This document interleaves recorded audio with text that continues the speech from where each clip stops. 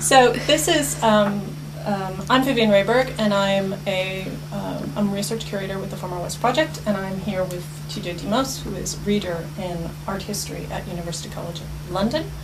We're here to talk about TJ Demos's research and about Former West at the Flemish Royal Academy of Science and Arts in Brussels, where TJ Demos has been on a research fellowship for the past academic year. Hi, TJ. Hello. Thanks for coming. Thanks for agreeing to do this.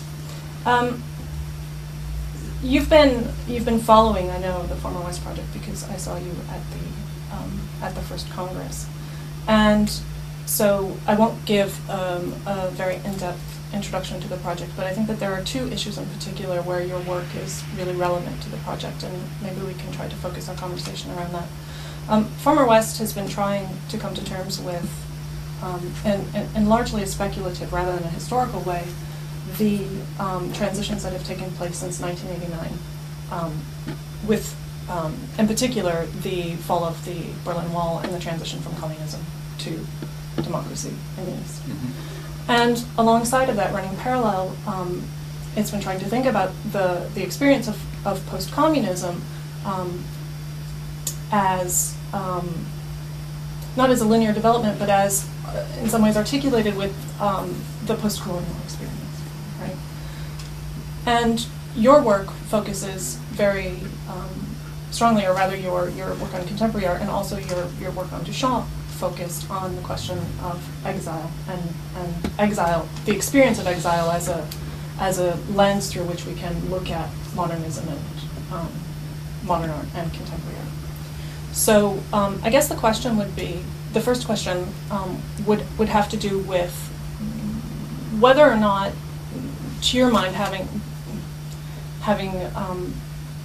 participated as a spectator and as a future participant in the Horizons Reader, whether or not you feel that that it's possible to look at the post-communist experience through the same lens of exile, or whether or not these two experiences, post-colonial and post-communism, are parallel tracks that won't be able to intersect theoretically or intellectually to create a new paradigm with which to think about the West becoming former.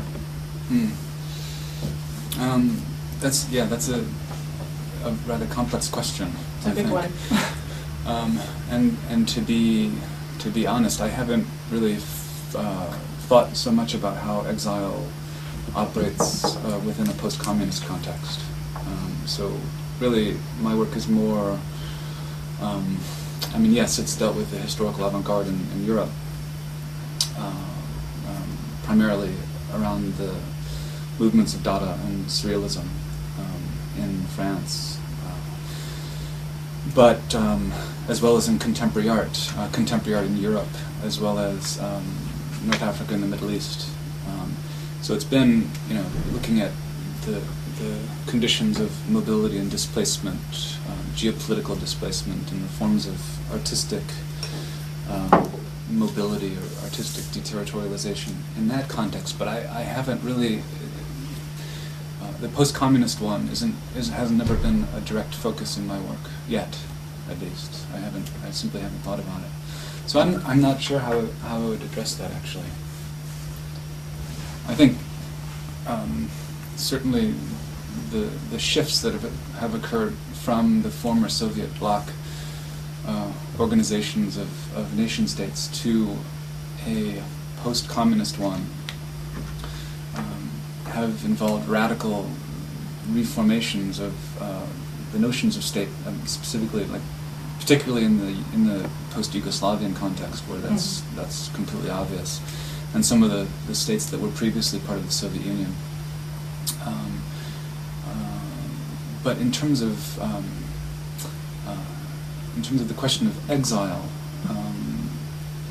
I think it's an interesting one, and I would speculate about it without speaking from the position of an expert in that area.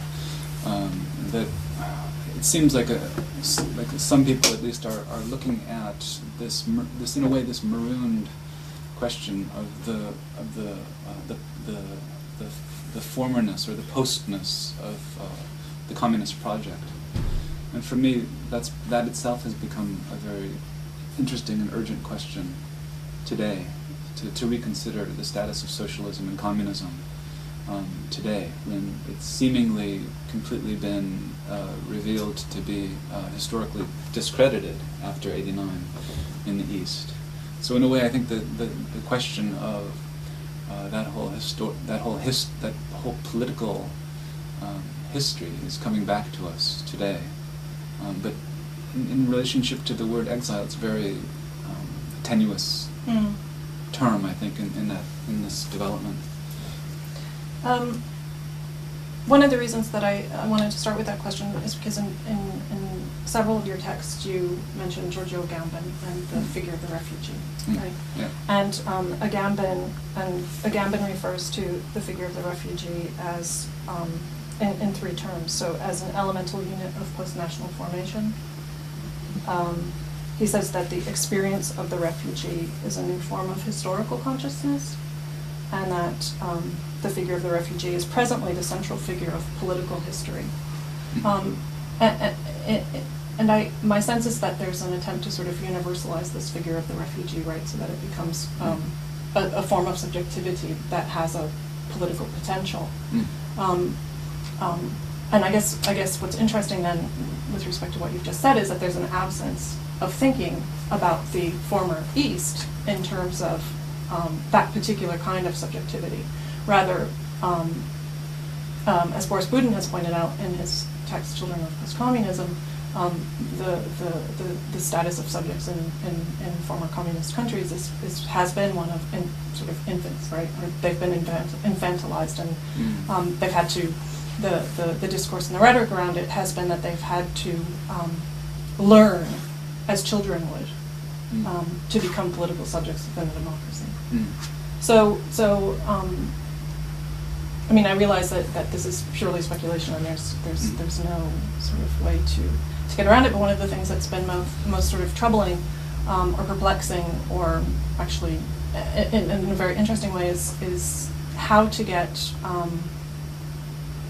these two strands of thinking, that seem to, like, the thinking about post-communism and the thinking about post-colonialism to intersect.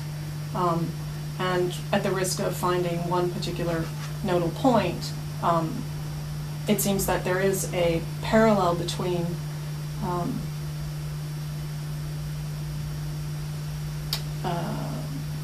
ideas about subjects who are politically disenfranchised, either as children or as refugees, right? So I don't know if there's any way we can get into the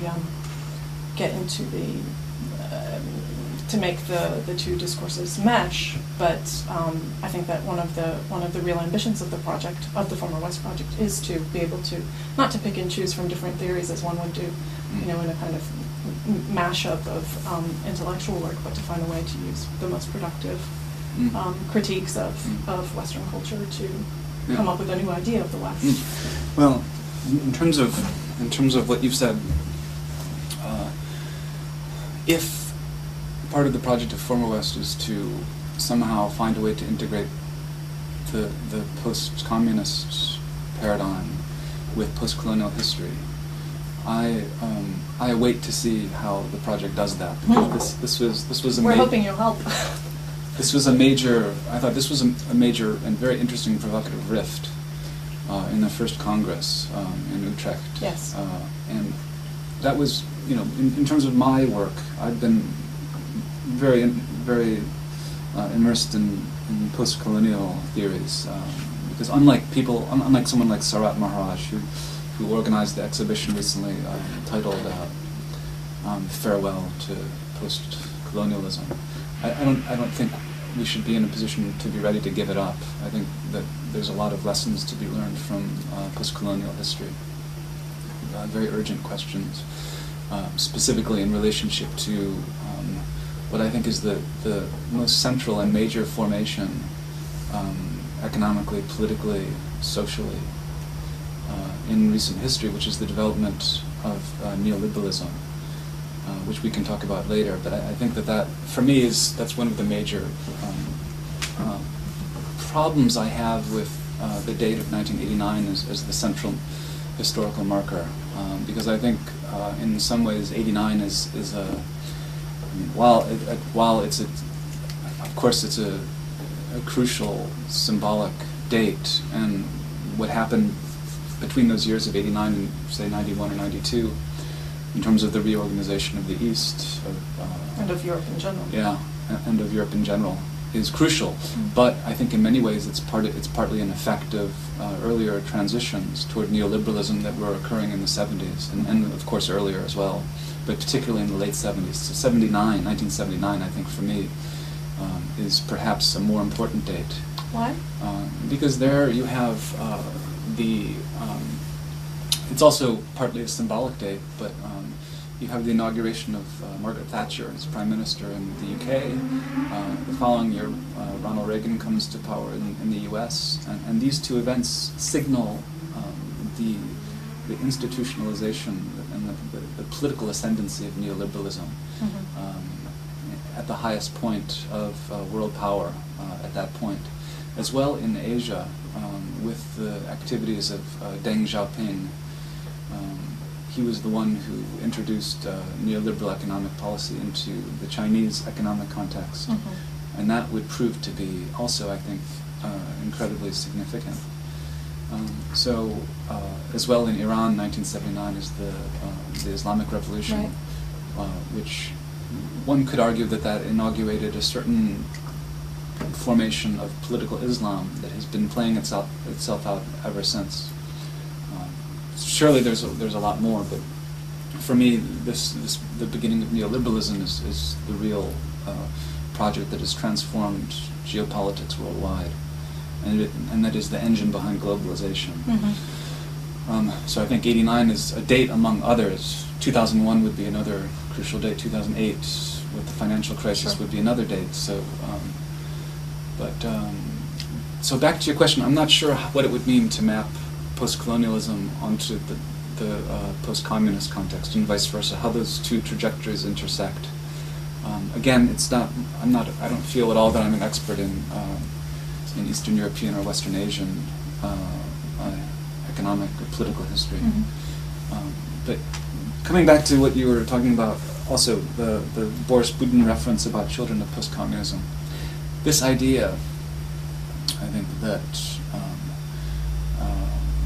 the post-communist subject, after the shock of '89, enters into a period of infancy, having to relearn or learn for the first time the codes of capitalist social democracy, I think is certainly that relates in a way to exile, in the sense that what happens to the former subject, right? The former socialist subject, is that simply just cast off. It seems to be simply erased, and I think that I'm sure Boris is aware of this, and has written. I suspect he's written very provocatively on it, and I'm sure other people have as well. But it's a literature that I'm not so familiar with. But I think I suspect that's emerged as a real problem. To reject, in other words, that sudden shock of historical amnesia, and the transition from the communist subject to the capitalist subject that occurs around '89.